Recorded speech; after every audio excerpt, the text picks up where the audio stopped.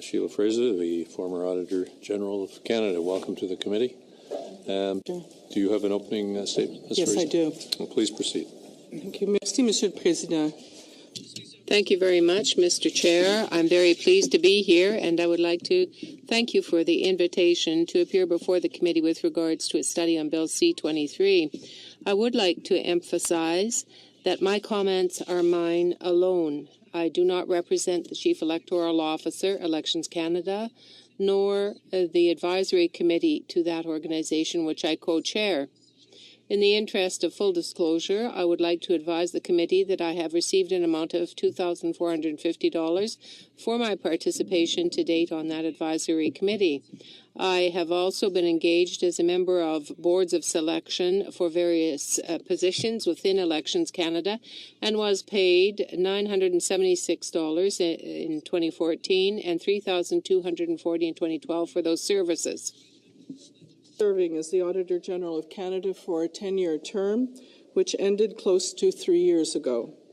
The Auditor General is one of 7 officers of Parliament who play a very important role in our democratic system. The Privy Council Office refers to these officers as agents of Parliament and states, and I quote, "Agents of Parliament are a unique group of independent statutory officers who serve to scrutinize the activity of government. They report to Parliament rather than to government or an individual minister, and as such exist to serve Parliament in relation to Parliament's oversight role. Agents normally produce a report to Parliament to account for their own activities, and their institutional heads are typically appointed through special resolutions of the House of Commons and the Senate. To maintain the independence of the agent, the degree of influence exercised by the executive arm of government is minimal." End of quote. L'indépendance des agents du Parlement, tant concrète qu'apparente, The independence of the officers of Parliament, both in fact and in appearance, is critical to their credibility and their reliability, to carry out the mandates entrusted to them. I was very pleased that government recognized the importance of independence in 2007-2008 when a number of administrative policies were amended to recognize that it is the officer of Parliament who is responsible for implementing these policies and ensuring compliance with them rather than, as was previously stated, a minister. The Treasury Board Secretariat worked out very cooperatively with the offices of the time to address our concerns.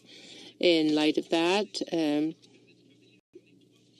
I do say the Treasury Board Secretariat worked very cooperatively with the officers of the time to address our concerns. Bill, which would affect the independence of the Chief Electoral Officer and his organization. First, Article 18, that restricts the Chief Electoral Officer's communication with the public to certain specified, limited information. Outreach activities encouraging people to vote and educational initiatives would no longer be permitted. An independent officer of Parliament should be able to bring any issue that he or she believes important to the attention of Parliament and the public. Secondly, Article 20 will now require the Chief Electoral Officer to obtain Treasury Board approval to, quote, fix and pay the remuneration and expenses of persons having technical or specialized knowledge, end of quote, engaged on a temporary basis. This is clearly an infringement on the independence of the Chief Electoral Officer. In comparison, the Auditor General Act explicitly states the Auditor General does not require the approval of the Treasury Board. In addition, the government's contracting policy specifically exempts the officers of Parliament from obtaining Treasury Board approval.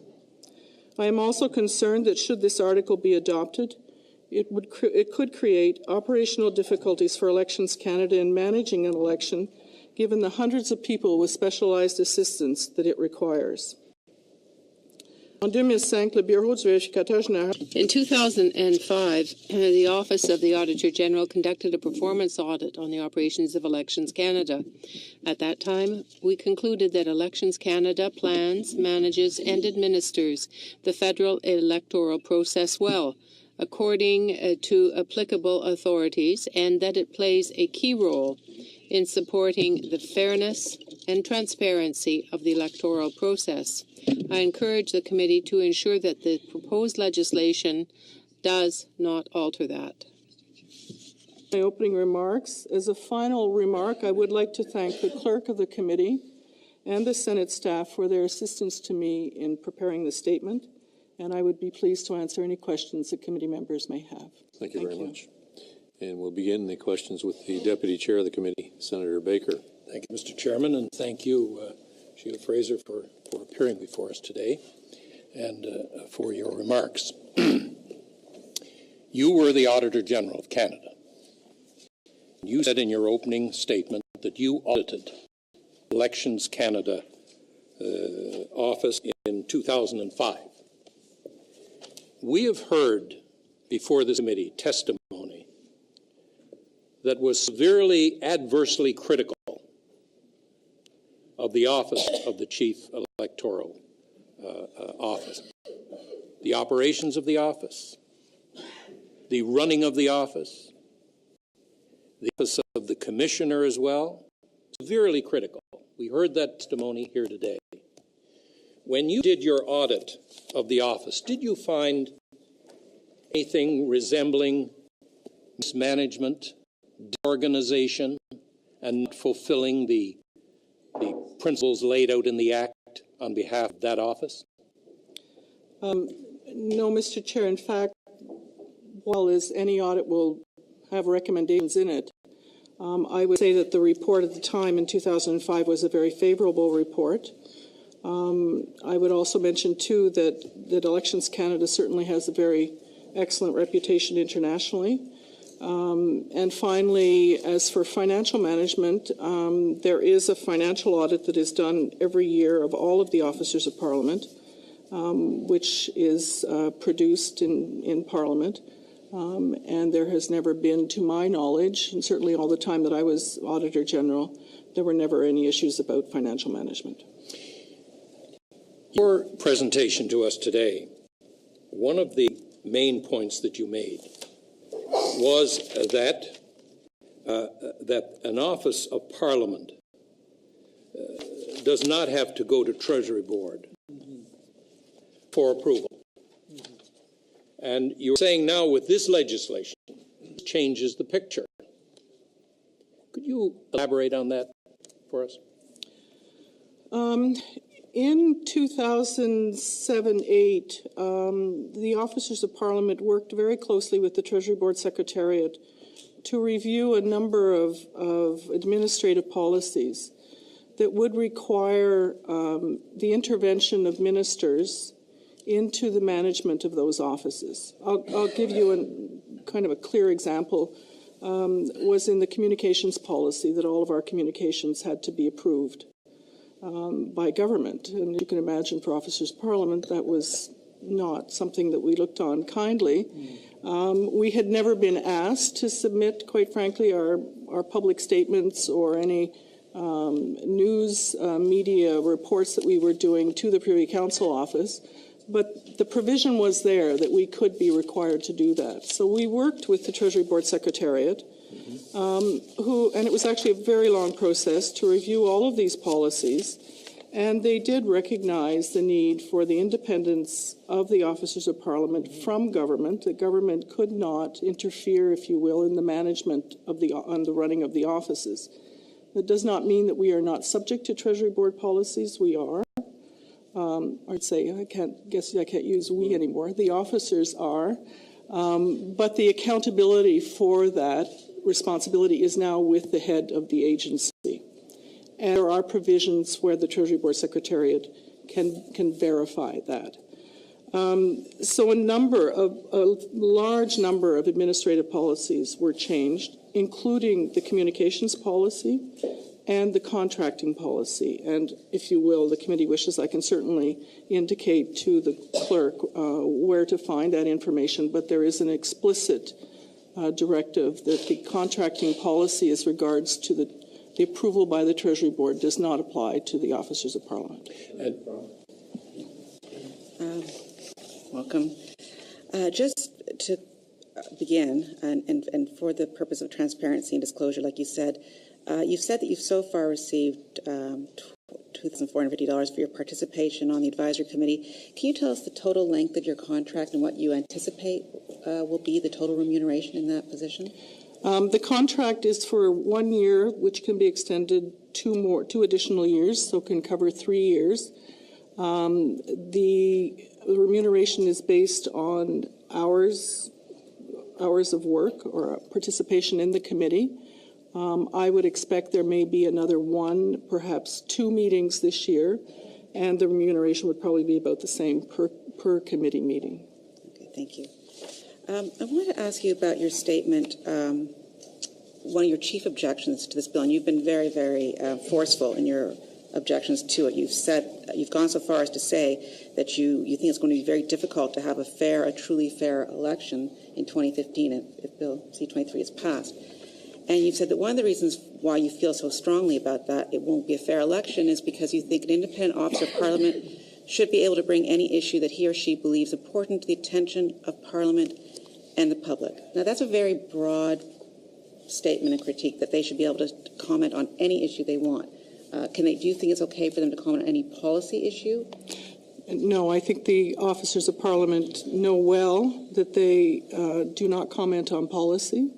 But should for example, the Chief Electoral Officer note that there are irregularities during the process of an election, for example, inappropriate calls to electors telling them to go to the wrong voting station, he should be able to inform them to be aware of that they do not communicate by robocalls, and then to direct them as to how to deal with that. So that's the kind of information, and I think it's very clear to all officers of Parliament that officers of Parliament do not comment on policy. So you actually don't think they should be able to bring any issue that they believe important to the attention of the public?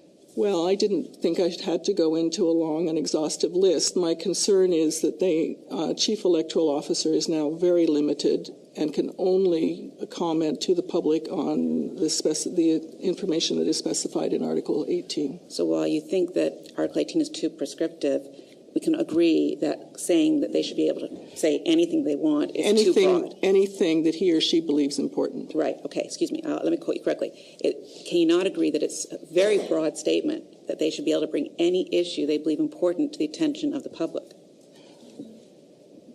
Well, that's your opinion.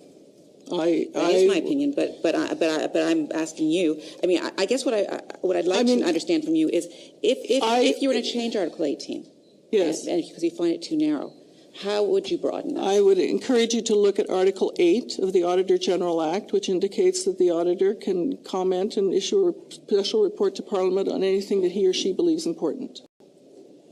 It's already in other legislation.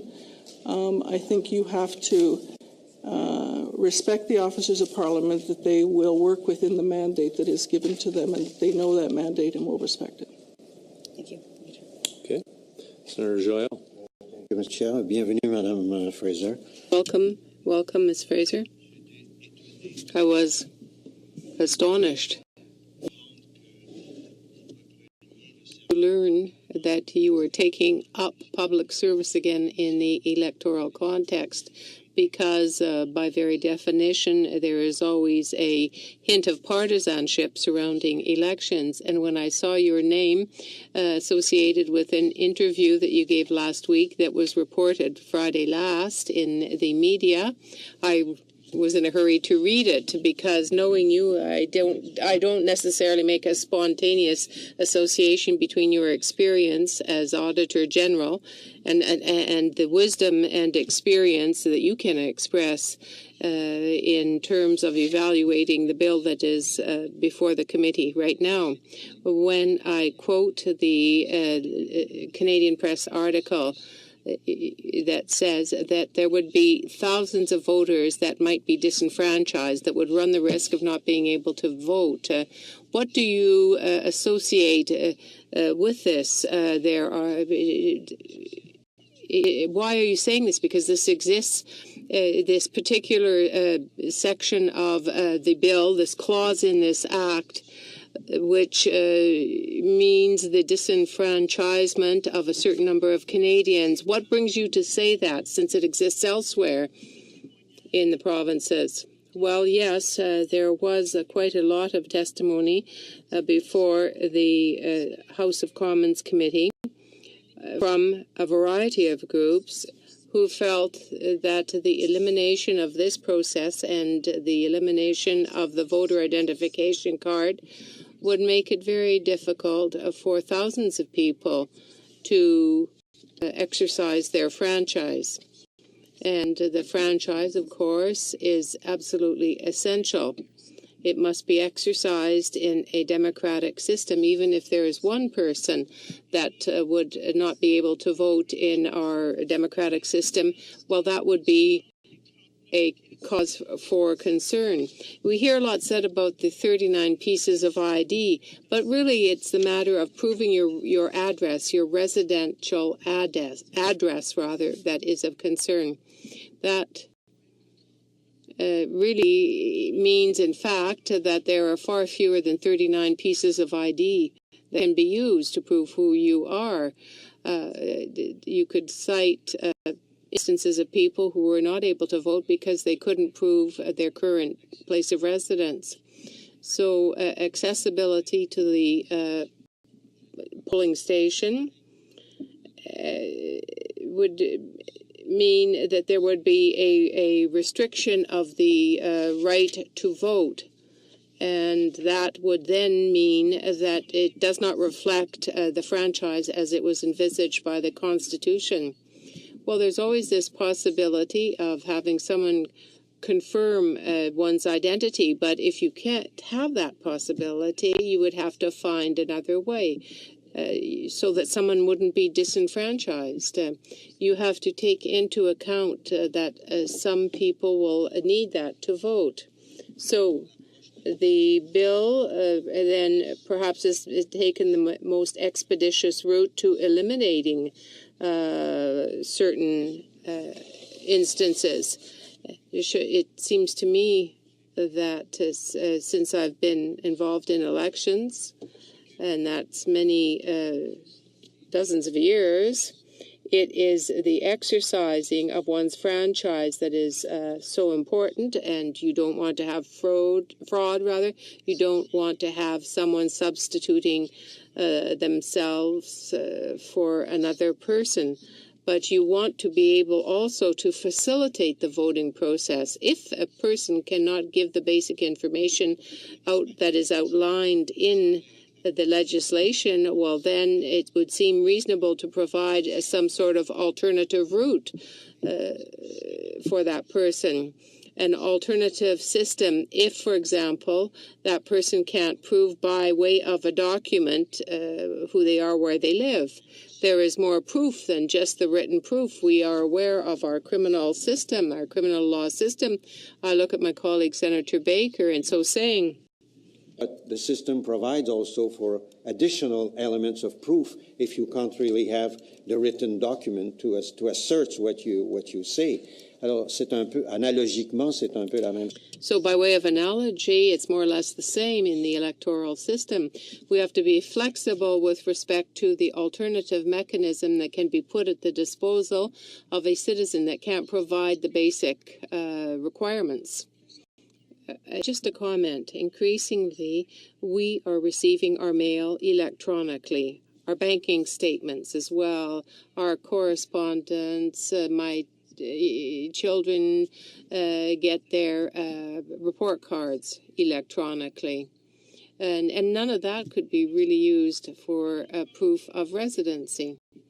When we talk about irregularities, when we talk about the most recent election, yes, there were administrative difficulties, many of them.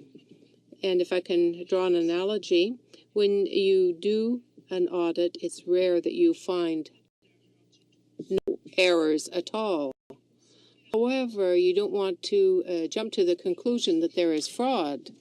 We all want to understand why errors have arisen in such major numbers. Is it because the forms aren't clear?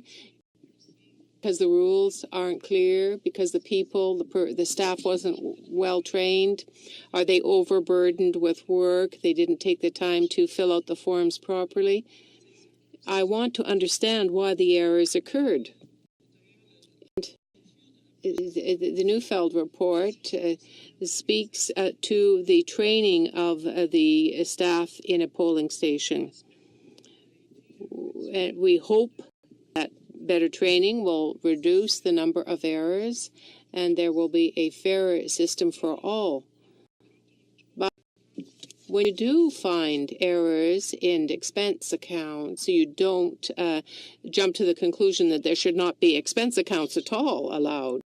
So we just want to find out why the errors have slipped into the system, and we want to find the corrective measures. Senator Dagenais, thank you very much for being here today, Madame Fraser. I have several questions. First of all, the one that we are all speaking about, the identification of the voter through pieces of ID. Nowadays, if you go to an airport, you've got to identify yourself to get your boarding card, and the same thing if you want to go into the parliamentary precinct. The government is, as you have said, perhaps there should be flexible measures, but very often if we find out that an election is going to be held 1 month in advance of the actual fact. And what we want to do is prevent fraud and ensure that people vote. So there are some limits in terms of collectively assuming the responsibility in place of the voter. I think there's a responsibility that falls on the shoulders of the voter as well. What do you think? I think that the major hurdle can be found in the confirmation of the residential address, and not the identity. Of course, there are some people who do have difficulty proving who they are. Some marginalized groups in society, say, who don't take the plane. The homeless people in the street, very likely they don't have ID cards. But should we exclude these people from the democratic process? It's up to you to make that decision. But the principal problem is that of the address, the current address. In my family, I have a daughter who would have a great deal of difficulty because she gets all her marks, her report cards, her credit cards, all her information electronically. She lives at home. She doesn't pay any credit card accounts. Could she go to her university and say that she would want an attestation as to her place of residency? But, this is an instance. There could be consequences for her. Someone in her case, in her position, if documents were required. And why can't I confirm with my ID indicating that I live at this address and this is my daughter who lives with me at that address? Another matter, it deals with the separation of the administration of inquiries. Yes. I'd like to hear what you think about this. It would seem that there is some, the administration has criticized the chief electoral officer at times with respect to reports, the length of time that runs out, and so on. All types of difficulties. Sometimes it's 9 months. I didn't have the opportunity to ask a question of the CEO earlier, but I know if there is work, the administrative burden could perhaps be lessened, and therefore inquiries would proceed more quickly. I think that the chief electoral officer indicated that there could be difficulties with the sharing of information, and the provisions, there could be a sharing of information by the chief electoral officer if the commissioner is displaced. But with respect to how organizations are structured, I would like to read you an excerpt from the annual report of the Director of Prosecutions, 2012-2013. Unfortunately, I only have the copy in English, so I will read it in English. Public prosecution prosecutes charges of violating federal law laid following an investigation by a law enforcement agency. The PPSC is not an investigative agency and does not conduct investigations. The separation of law enforcement from the prosecution function is a well-established principle of the Canadian justice system. Ça vient du rapport. That comes directly from the report. So it's more usual to have administration and inquiry together. If you look at the CRA, and there are other agencies, the Ontario agency, the Securities Agency that goes even further. So the two functions normally are together. Moore. Thank you, Chair. Thank you, Madam Fraser, for being here. I've got two questions. In response to Senator Baker's question, with regard to your office when you were Auditor General, you conducted the performance audit on the operations of Elections Canada. You concluded that their planning, management, and administering of the federal election process was well done, and that you encouraged the committee to ensure that this proposed legislation does not alter that. So, if this bill passed in its current form, would Elections Canada be able to carry out its mandate? And secondly, part of that, if not, what would be the most seriously harmed aspects of their mandate? Thank you, Chair. This is, of course, all hypothetical. I think the greatest difficulties or potential difficulties would be in the lack of independence of the Chief Electoral Officer in being able to contract specialized staff. When we think of, for example, the IT people that are required to run an election, would they be considered experts? I would think so.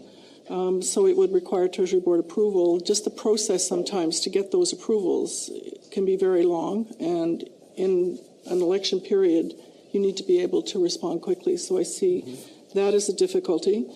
Obviously, the mandate would be changed by Article 18 and would restrict The independence. his ability to, encourage people to go to vote, or, the student education. But I think there could be difficulties in his inability to speak more broadly should there be irregularities in the course of an election. And then the other one, which he has mentioned, is moving the commissioner unless there are provisions for sharing of information. Again, I think that could really affect the whole electoral process. So those are three examples. You were quoted in a Canadian Press article back on the 4th of April of this year. I think Senator Joyal might have alluded to this. I just want to quote what you said, and I'm going to ask you to expand on it. You said, and I'll quote, I assume it's correct and accurate, "Elections are the base of our democracy, and if we do not have truly a fair electoral process, and one that can be managed well by a truly independent body, it really is an attack on our democracy, and we should all be concerned about that. When you look at the people who may not be able to vote, when you look at the limitations that are being put on the Chief Electoral Officer, when you see the difficulties, just the operational difficulties that are going to be created in all this, I think it's going to be very difficult to have a truly fair election," unquote. I'd like you to expand upon that, please. Well, I'm very concerned about the possible disenfranchisement of the possibility that a large number of people will not be able to vote. I think it could create enormous havoc at polling stations that people arrive and are told they cannot vote because they are not able to prove where they live. And the chief electoral officer and all of those people in those polls will have to deal with those people. If there are irregularities that occur and the public worries about what to do, for example, if they're getting calls saying to go to another voting station or the station has changed, and they realize this is not correct and no one can reassure them about what is actually happening and what they should do, I think public starts to lose confidence in the electoral process. And I don't think that any election, we should have faith in our electoral process, and we should have faith that the results are true and fair and actually represent the will of the people. And I think up until now we have had that, and I just worry that that could be undermined by this. Senator Batters. Thank you. Thank you very much for attending before our committee today. And I'd like to I listened to a couple of the interviews that you gave over the weekend, and I got the transcripts of them so that I would have an accurate reflection of what you said in them. And I like the phrase that you used when you were on the House. You said, it reminds me of this wonderful little phrase that one can disagree, but one should not be disagreeable. And so I hope that if we may disagree today, that's how I hope we will handle this today. I also really appreciate, obviously you have a lot of credibility with the Canadian public, given the fantastic public service that you provided to the people of Canada. But I give you a lot of credit for the fact that in each of the interview on the House and also on CTV's question period, you made a similar comment. You said, on the House, I'm certainly not an expert in electoral legislation or even electoral operations, but I do think as a citizen I have a right to voice my concerns. And clearly Mr. Mayran, the commissioner, and the former commissioner are experts. And then on CTV's question period, you said, I do not purport to be an expert on elections legislation or the operations of an election, but I think we've heard from enough people in testimony about the difficulty it would create for many Canadians to be able to vote. And then you go on. So I appreciate that you made that distinction, and I'm just wondering if you would then agree that it's fair to say that the comments that you've made recently in the media about elections legislation and the operation of elections are largely then taken from those people that you referred to as expert, Mr. Mayran and the Commissioner of Elections, those types of people. Certainly, I did look at the information on Elections Canada's website, the analysis that they performed of the bill, but I also did my own research, as you will see when I quote the Director of Public Prosecutions, his report on plans and priorities, an annual report. I have listened quite extensively to the testimony before the House of Commons Committee. And I sat down actually with my daughter and said, okay, if there was an election tomorrow, would you be able to vote? And found actually to my surprise that she wouldn't be able to. So, yes, it has been based on the analysis by Elections Canada, but I have done my own research as well. Okay. There were a few comments that you made in each of those interviews that I just wanted to draw to the attention of those watching today, and because you have a lot of credibility, there were a couple of things which I think may be errors that maybe you weren't aware of. You referred to what will on the House, what will happen when Canada Post changes the way they deliver mail, and I presume we will all have post office boxes or box numbers. We won't have an address. That actually won't happen. I've had a community mailbox for probably 17 years, and I still have a mailing address. It just goes to a little box at the end of my bay, and I go and pick it up. I asked that as a question, and I must admit I've seen other conversations where people say they have boxes and they only have a box number. So, and I tried actually to find on Canada Post website how this would work and could not find any information. So it was a question as to how, and it's something I would have thought, somebody should answer right. In all of this. Yeah, well, I can reassure you on that my little box at the end of the bay still lists me as 2419 Adcock Place. So, also, I note that you indicated on the house. My father used to be in a nursing home. I mean, I don't know that he would have had ID that had his address on it. And then to expect the homeless shelters and the retirement homes are going to start giving letters. I mean, is that any better than having someone vouched for you? Are you aware that with the vouching process as it exists right now, one person can only vouch for one person? And some of the attestation documents that have occurred since you audited Elections Canada in 2005. These are brand new documents, which Mr. Moran testified today. Some of these things really help out people who are in nursing homes, homeless shelters, retirement homes, First Nations bands. We have now attestation of residence issued by the responsible authority of a First Nations band or reserve for shelter, soup kitchen, senior or student residence, or long-term facility. So those are all new since 2005, since you audited. So in my view, those are methods that people would have to provide their address, make it easier for those groups. I agree, but I can only repeat what Mr. Moran said in testimony, that these homes, bands, whatever, are not required to deliver those documents. And so he did also say, though, that it was a widespread common practice to anyways, provide those. I mean, I will not, I mean, I think that's something to review with the Chief Electoral Officer. Okay. And one further question. The Auditor General does not have the power to compel testimony, isn't that correct? The Auditor General does have the rights of a commissioner and can. I don't know that the office has ever actually used that, but yes, the Auditor General does. Isn't it just the power to compel documents but not testimony? No, can compel testimony as well. Thank you. You have a supplementary on this, Mr. Senator? Thank you, Chair. Does your daughter have a health card? She has a health card, but it does not have an address on it. Going to move on to Senator McInnes.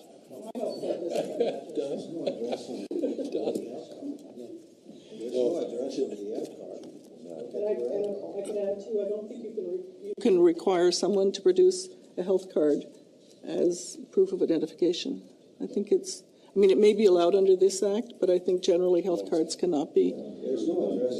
And there's no address. You can't compel cards. Chair, but I don't want this to be part of my time. It won't be. Thank you. It is nice to see you in person. We've all seen you before on television and heard from you. So you're the co-chair of the advisory board, which was created by the Chief Elections Officer. Who's the other co-chair? Justice Ian Binney. Yeah. Okay, I saw his name on the board. The board is a list of who's who. I mean, it's got a whole host of Incredible. celebrities: Lise Burnett, Ian Benny, Roberta Jameson, Preston Manning, John Manley, Bob Ray, Roy Romano, Hugh Siegel, Michelle Thibodeau DeGuire, Paul Thomas, Michael Wilson, and Kathy Wong. Now, as Senator Moore mentioned directly, your comments were reported widely. This particular piece of legislation would be, I would say, monumental in terms of Elections Canada. Did you have a board meeting to discuss this with the board? We have held two meetings. We had one meeting in person in December, and we had one meeting by telephone, and I'm afraid I just can't remember the exact date, after the bill was introduced, very shortly after the bill was introduced. That was about a 45-minute to 1 hour conversation. Okay. So you come in today and you distinguish and you state that you're speaking on your own. Absolutely. But because of your notoriety across this country, she's not able to speak. No, just a second. You are, but the article that I read did not say that you were speaking on your own. The article, with respect, the article is quoting you. And I would take it that, and whether people agree or disagree, I guess you're entitled to your opinion. I take this that you're speaking for the board. You're co-chair. You didn't distinguish yourself in this article. Well, if that impression was given, then I regret that. I certainly made no indication to anyone that I was speaking on behalf of that board. And quite frankly, there are very different views in an advisory committee, which is actually what one would want. So I'm not speaking on behalf of anybody but myself. Well, you're telling us that now, but here's a headline that I took it that you were speaking for this board, or at least you would have had. So I take it that they may not agree with you. Is that correct? I am sure that there are other people on that advisory committee who do not agree with me. Yeah. Okay. Well, good. That's good to know. We won't have. That is the role of an advisory committee. The Office of the Auditor General has had these kinds of advisory committees for decades, and it's important to have people with opposing points of view when you discuss issues, so that you can have a broader appreciation and understanding of what people think. I couldn't agree with you more, but here's what Canadians know now. The former Auditor General, who has considerable credibility, has made these comments saying that it's virtually impossible now to have a fair election.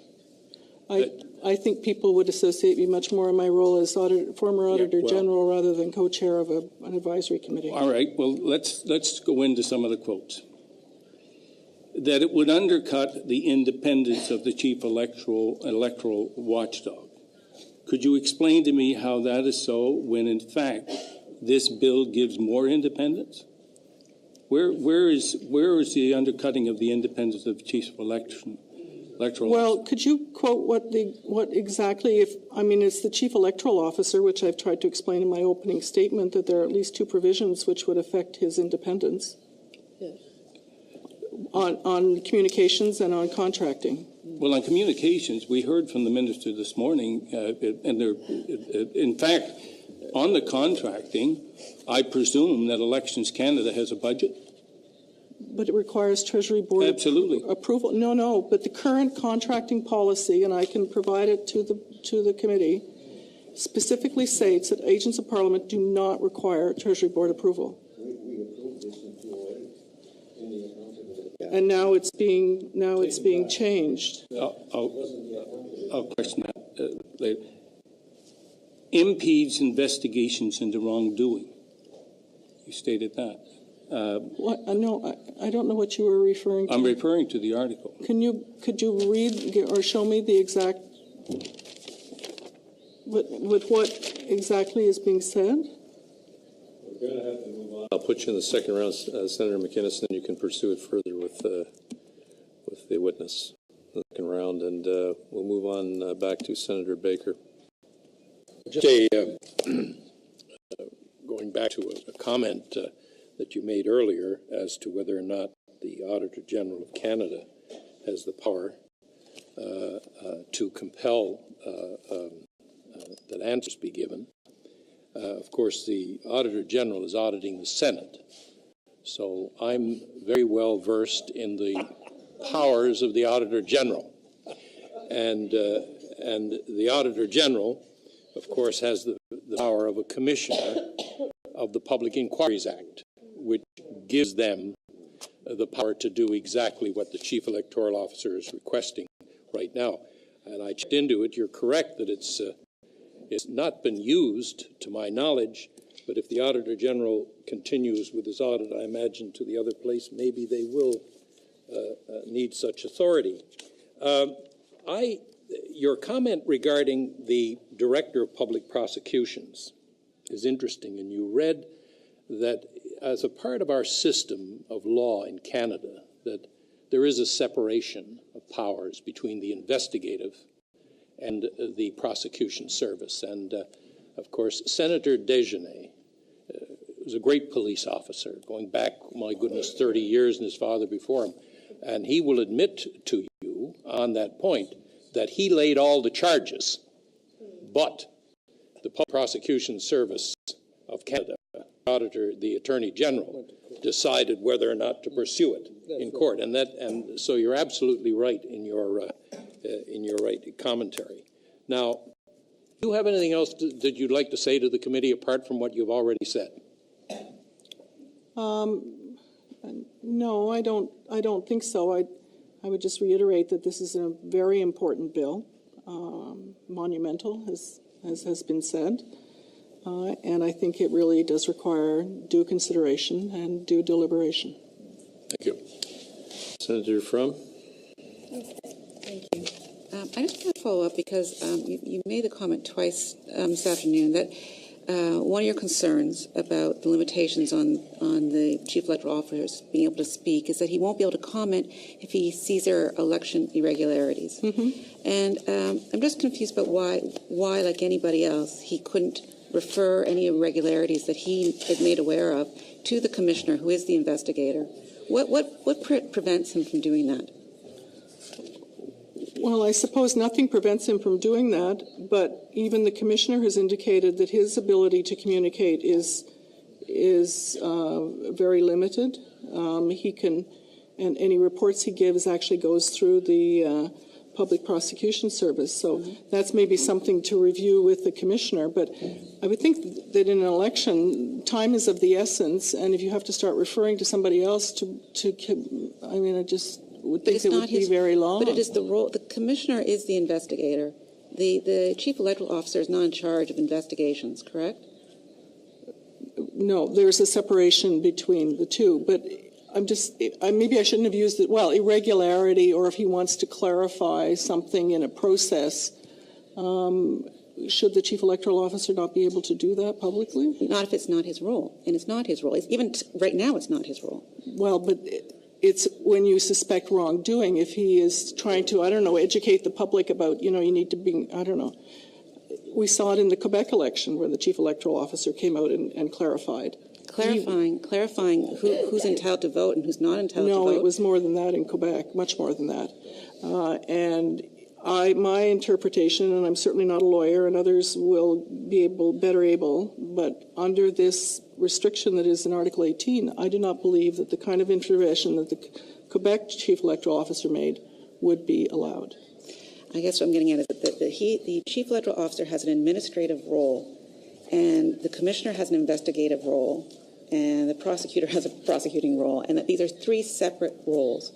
And the way it is right now, the structure is that the commissioner is also responsible, the chief electoral officer is also overseeing the commissioner, and the commissioner reports to the CEO. But that is not, as I tried to explain earlier, is not an unusual situation. It is, in fact, quite common that the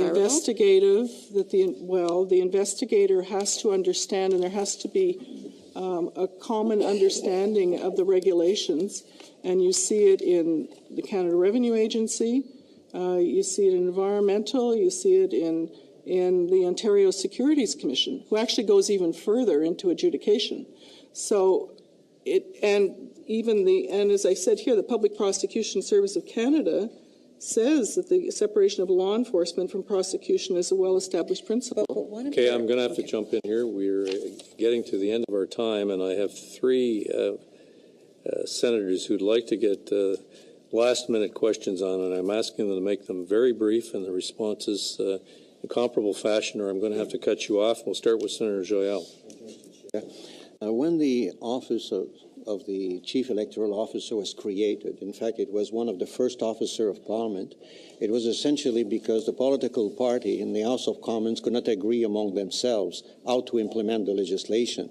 And in order to solve the problem, they decided to create the officer. That's how the status of the officer of Parliament started. What we cannot agree, or where we are in conflict of interest, because each political party has its own interest to defend and so on. They put it in the hands of an officer outside reach, which will have a term of office, a very long term of office, so another parliament could not punish him and so on. The problem with this bill is that the way I read it, I might be wrong, but the way I read it, there is a shift on the status of the independence of that officer that is diffused in the system, because it seems that we can't trust him anymore on some of the issues that up to now we have invested in him or vested in him. Am I right or wrong? Well, it is certainly my impression that some of the comments and allegations that have been made would imply that the Chief Electoral Officer is not objective and independent in performing his duties, and I find that very unfortunate and actually very troubling that an officer of Parliament is being treated that way. Senator Dagenet. Merci, Monsieur le Président. C'est peut-être... Thank you. This is more a comment, Madame Fraser. I'm very impressed by the fact that there are people with no address. Where I come from, we call those people with no papers. Even as people who are on welfare have to have an address.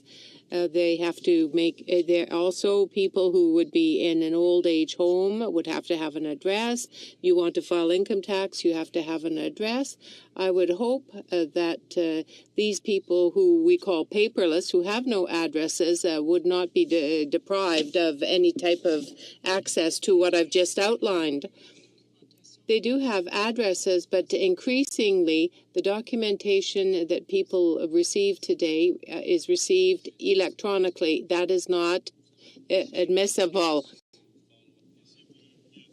It's quoted in the third paragraph where it says impede investigations. I see that. This is, I think this is something that the journalist wrote. I think it is really in relation to the ability of the commissioner to receive information from the Chief Electoral Officer. Right now, there are no provisions of exchange of information, and the commissioner, one would hope, would be able to have access to all of that documentation without having to go through a long, complicated process or to start all that investigation over again. So it really, I think, points to the necessity to establish those protocols. And as well, the commissioner, the current commissioner and the previous commissioner have certainly talked about their ability to compel testimony, which I think is an essential part as well. Okay, thank you, Ms. Fraser. I have to end at that, and we thank you very much for your appearance here today. Thank you. Members will take another brief break before hearing from our next witness.